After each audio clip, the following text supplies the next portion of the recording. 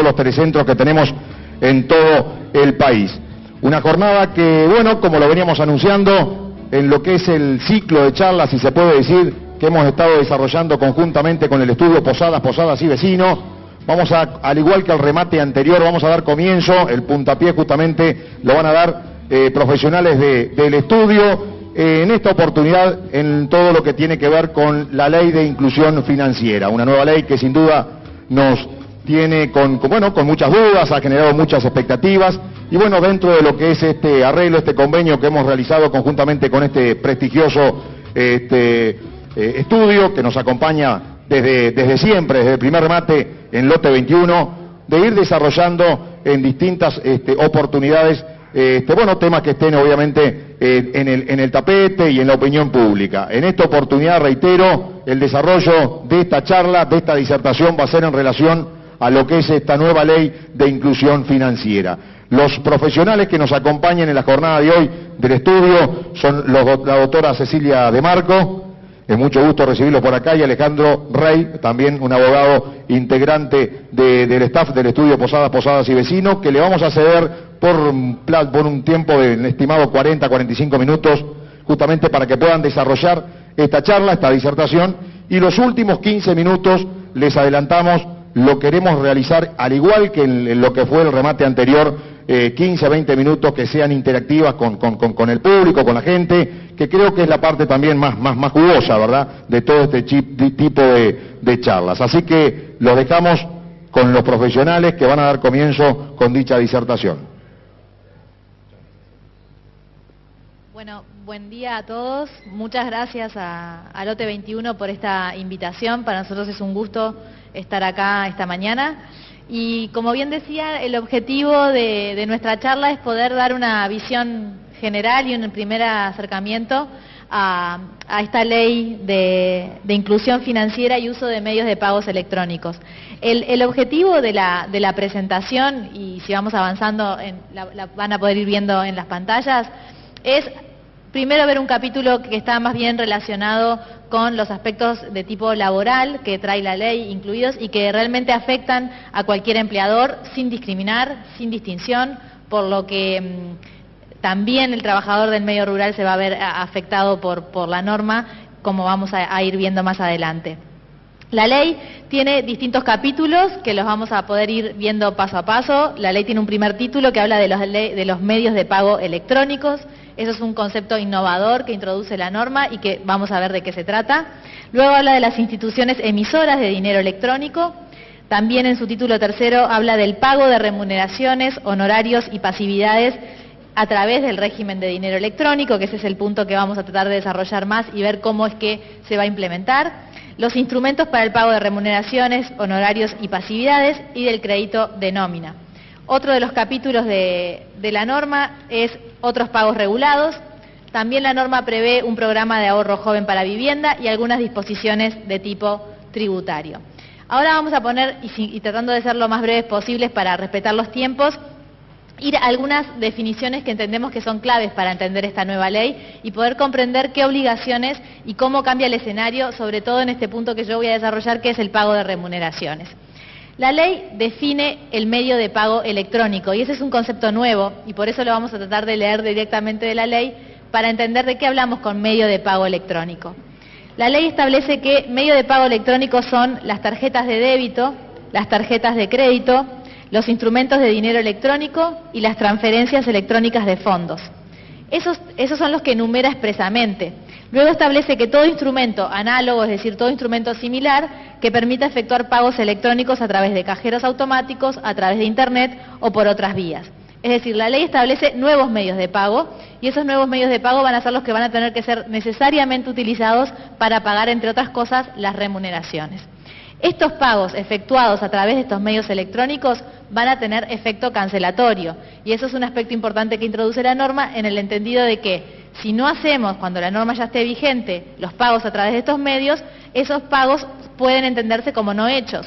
Es decir, no vamos a tener certeza de que el pago tenga efecto cancelatorio si no es que se hace a través de los mecanismos que la norma establece para su realización. Luego introduce un concepto nuevo y que también es importante tener en cuenta que habla de dinero electrónico. Y este concepto se va a repetir a lo largo de toda la ley. Dinero electrónico, ¿cómo lo define la norma? Lo define como instrumentos representativos de un valor monetario exigible a su emisor, tales como tarjetas prepagas, billeteras electrónicas u otros instrumentos análogos. Es decir, la ley introduce conceptos que nos suenan difíciles de comprender y de todavía imaginar cómo es que van a funcionar, pero ya están establecidos. El valor monetario del dinero electrónico es almacenado en esos medios, como una tarjeta, un chip, un teléfono móvil. Es aceptado como medio de pago por entidades o personas distintas del emisor, es emitido por un valor igual a los fondos recibidos, es convertible en efectivo y no genera intereses. Esa es la noción que la ley establece de dinero electrónico y que luego va a ir repitiendo a lo largo de todo su articulado. La emisión de dinero electrónico. ¿Quién va a poder emitir dinero electrónico? La norma en su artículo 3 establece que la actividad de emisión y uso del dinero electrónico son operaciones que están incluidas, que van a poder ser realizadas por instituciones de intermediación financiera o por instituciones emisoras de dinero electrónico. Es decir, estas son instituciones que expresamente van a estar autorizadas por el Banco Central según una reglamentación que al día de hoy no existe y que vamos a tener que estar a la espera de la misma.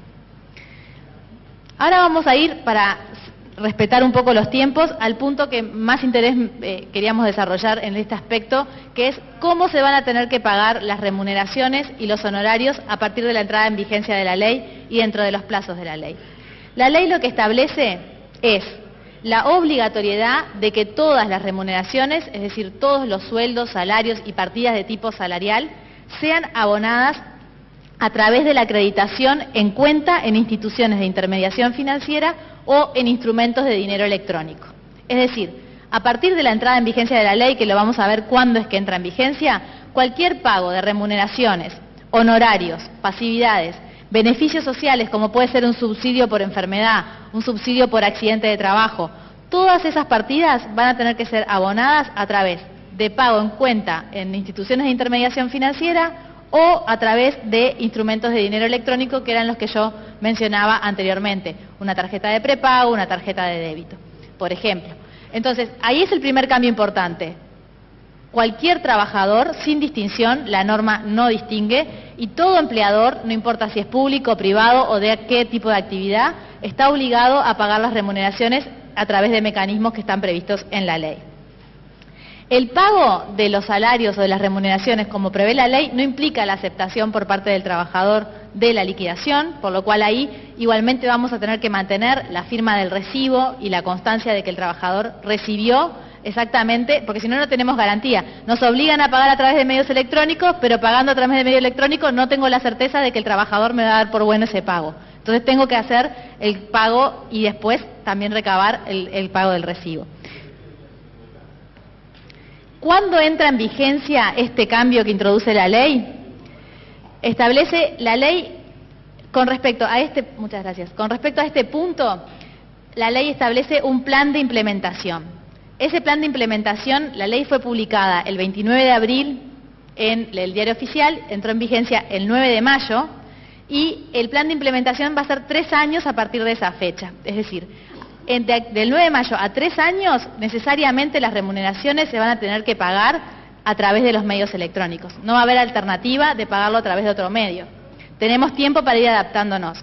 Pero, y la ley establece la posibilidad de que durante los 2 primeros años de vigencia de la ley se podrán acordar con los trabajadores otros medios de pago. Es decir, hay 2 primeros años de vigencia de la ley en los cuales excepcionalmente se van a poder acordar pagar los salarios y las retribuciones a través de otro medio de pago. Al tercer año ya esa alternativa no va a existir y todas las remuneraciones se van a tener que pagar a través de estos medios de pago. El trabajador va a elegir, bueno, un punto importante, es el trabajador el que va a elegir dónde quiere que le paguen el salario. En la institución de intermediación financiera que va a querer que se lo acrediten o a través de qué mecanismo de emisión de dinero electrónico va a elegir para que le paguen el dinero de sus haberes. Esto aplica también a los honorarios profesionales. Los honorarios profesionales se van a tener que pagar en el mismo esquema, pero creo que lo más importante y teniendo en cuenta un poco la realidad que estamos planteando acá, es el tema de las remuneraciones, y viéndolo en el medio rural, la dificultad de si realmente el trabajador va a poder acceder a esas instituciones con facilidad, o a las instituciones emisoras de dinero electrónico van a poder estar de forma accesible a un trabajador que se desarrolla en el medio rural. La verdad que la norma no distingue, y no sé si contempló necesariamente esa situación, pero la realidad es que al tercer año de vigencia la norma va a ser obligatoria, y salvo que haya alguna modificación va a aplicar a todos los trabajadores. Las pasividades también se van a pasar a pagar en el mismo esquema, es decir, todas las pasividades se van a remunerar a través de cuentas bancarias o necesariamente a través de instituciones emisoras de dinero electrónico. Como les decía, los beneficios sociales también, las asignaciones familiares, los complementos salariales, las partidas que paga el BPS, el Banco de Seguros del Estado en el caso de un accidente, y cualquier pago en dinero que surja de la relación laboral se tiene que pagar a través de estos mecanismos. También en el caso de trabajadores que reciban vivienda y alimentación en dinero, también se va a tener que pagar el ficto de vivienda y alimentación a través de este mismo mecanismo. Si es en especie, son las únicas partidas que quedan por fuera de este mecanismo. Ese es un primer capítulo que la ley establece, un cambio importante, y que vamos a ver cómo se adapta la realidad con la norma. Esa es la gran dificultad que vemos. El otro cambio que la norma establece a nivel de salarios. Nosotros en materia salarial tenemos un gran capítulo que es el cómo se protege el salario. El salario se protege a través de tres manifestaciones. Uno es inembargable, es decir, lo que se paga a nivel de salario, el salario que yo percibo, no puede ser embargado por un juez y está previsto en el Código General del Proceso. Lo que la norma establece es que, bueno, estas sumas que yo deposite a un trabajador en una cuenta bancaria o que acredite en una institución emisora de dinero electrónico van a ser inembargables por un periodo de hasta 180 días desde una vez que son acreditadas. Transcurrido esos 180 días pierden el carácter de inembargables. ¿Por qué? Porque se supone que ya el razonamiento que debe haber hecho el legislador es que transcurridos los 180 días las necesidades de alimentación que tenía ese salario que se pagaron se tienen que haber cubierto y ya se devino o en un ahorro o en un beneficio que no tiene naturaleza alimentaria. Entonces ahí el legislador hizo ese cambio. Ese es el primer cambio que hay en materia de inembargabilidad. El segundo cambio, que es en el capítulo que hablamos de protección del salario, es decir, ¿qué puedo retener yo empleador o qué obligaciones tengo de retener del salario del empleador? Hay distintas retenciones y eso ya está previsto en otra ley, que es la 17.829, que prevé qué conceptos se pueden retener del salario antes de pagarlo. Si yo recibo una orden judicial de una pensión alimenticia o, por ejemplo, recibo una orden de una cooperativa que el trabajador tiene un crédito y ahí entonces tengo que retener la cuota. Bueno, la ley lo que hace es introducir algunas modificaciones en el capítulo de retenciones, porque justamente que la ley crea unos nuevos institutos, que es lo que se llama el crédito de nómina. A través de este mecanismo de inclusión financiera de lo que habla la ley, de que todos los haberes, todas las remuneraciones se pagan a través de cuentas bancarias o de instrumentos de emisión de dinero electrónico, es que se crean instrumentos para financiar a los trabajadores. Uno es el crédito de nómina. Y la ley lo que establece es que, bueno, el crédito de nómina va a estar dentro de las primeras posibles retenciones que se le pueden hacer al trabajador. Y luego, y es ahí donde introduce una modificación en la ley de retenciones, cuando establece que dentro del orden taxativo que hay de retenciones que se pueden realizar al salario, no voy a entrar en el detalle de cuáles son las que están primero o cuáles no, pero dentro de este orden se incluye al crédito de nómina y también a los créditos que son otorgados por actos cooperativos realizados por socios de cooperativas de consumo. Se introduce ese cambio a la hora de valorar cuál es el esquema de las retenciones y hasta dónde puedo retener del salario de los trabajadores. Y también la ley introduce una modificación en materia de retenciones a los salarios, porque la ley también crea otro crédito basado en los haberes que se llama crédito de retención de haberes. Ese crédito de retención de haberes que se va a poder otorgar y que luego mi compañero va a desarrollar un poco qué características tiene estos créditos y por qué se prevén como créditos que van a promover la inclusión financiera. Estos créditos también se van a poder retener de los haberes, pero ya en un último lugar, por decirlo, en un lugar más subsidiario a los anteriores. Otro cambio importante. El salario tiene lo que llamamos mínimo intangible. ¿De qué hablamos cuando hablamos de mínimo intangible? Veníamos de decir que yo el salario del trabajador le puedo retener, según tenga la orden de o un juez o determinadas instituciones, de la garantía del alquiler, por ejemplo, es otra retención que se puede realizar. Tengo la obligación como empleador de retener del salario. Bueno, ¿hasta cuándo puedo retener? Y ahí es donde entramos en lo que hablamos como mínimo intangible, es decir, ¿cuál es el porcentaje de salario que necesariamente no puede ser afectado por ninguna retención y que ese porcentaje tiene que ser entregado de forma líquida al trabajador? Bueno, ese mínimo intangible al día de hoy es del 30%. Es decir, el trabajador puede sufrir retenciones en su salario hasta el 70%. Ese mínimo va a ir siendo modificado, y es lo que introduce la modificación que introduce la ley, que lo modifica, va a pasar del 30 al 35% a partir del 1 de enero del 2015. Luego va al 40% a partir del 1 de enero del 2016, al 45% en enero del 2017 y al 50% a partir de enero del 2018. Llegado el 2018, el trabajador necesariamente y por obligación legal va a tener que recibir el 50% de sus saberes. No van a poder hacerse retenciones que afecten ese 50%.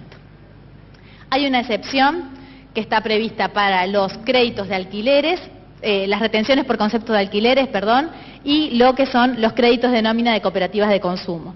Cuando nos enfrentemos a una garantía de alquiler o a un crédito de nómina de cooperativas de consumo, sí se va a poder retener del trabajador hasta el 30%.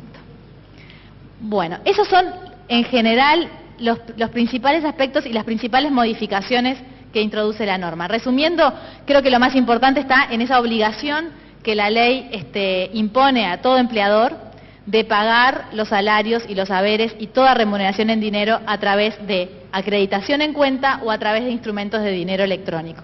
Esto es una realidad totalmente nueva para nuestro país, que no está tan familiarizado con los medios electrónicos, y hay que ver cómo se va desarrollando. Para eso hay un plan de inclusión que va a ser hasta 3 años, pero ya hay que ir viendo que en 3 años eso va a ser obligatorio y no va a haber forma de justificar un pago que no sea realizado a través de estos medios. Lo último que voy a desarrollar es que la norma tiene algunas disposiciones de tipo tributario, principalmente en su artículo 53, una reducción del IVA del 2%, que originalmente en la norma estaba previsto que iba a regir con unos plazos diferentes a los que ahora se han modificado por una norma subsiguiente y va a entrar en vigencia a partir del 1 de agosto del 2014. Esa reducción del 2% del IVA aplica ¿a qué operaciones? Operaciones en las que se utilicen tarjetas de débito, instrumentos de dinero electrónico u otros análogos. Y también a enajenaciones realizadas electrónicamente por socios de cooperativas. Eso es lo que establece la reducción del IVA, que va a regir a partir de agosto de este año. Y luego hay otras exoneraciones a intereses de préstamos otorgados por empresas administradoras de crédito, también hay exoneraciones a intereses de préstamos otorgados a empresas de reducida dimensión económica y también al crédito fiscal por inmuebles, por arrendamiento de inmuebles. En general son exoneraciones, esas son las que entrarían en vigencia a partir de la entrada en vigencia de la ley. Hay otras que se faculta al Poder Ejecutivo a instrumentar otras exoneraciones, pero no están al día de hoy resueltas. Bueno, muchas gracias y los paso con Alejandro Rey, que va a continuar. Muchas gracias, Cecilia. Bueno, mi parte la voy a estructurar en 4 subpartes para que tengan un pantallazo. En principio va a ser primero la parte de antecedentes, cómo llegamos a los medios de pago electrónicos, si es correcto, si no, si parece que fuera una etapa subsiguiente natural, parecería que sí, que lo es.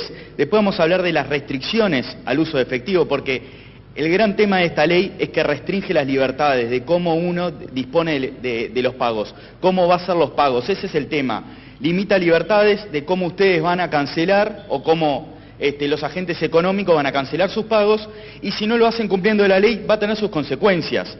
La consecuencia puede ser la nulidad, ese pago se tiene como no hecho, es decir, no cancela la deuda, una multa, etcétera, etcétera. Entonces, vamos a ver que ese es el gran tema central de esta ley, en lo cual afecta gravemente a los actores financieros, porque solo van a poder desarrollar los pagos como lo dispone la ley. Después de ver esa parte, la restricción al efectivo, vamos a hacer un ejercicio subsiguiente que va a ser, bueno, a cada uno de los agentes financieros y económicos del país, ¿cómo los puede afectar? Bancos, cooperativas, empleados, empleadores, etcétera, etcétera. Para ahí terminar en las conclusiones y ahí dar básicamente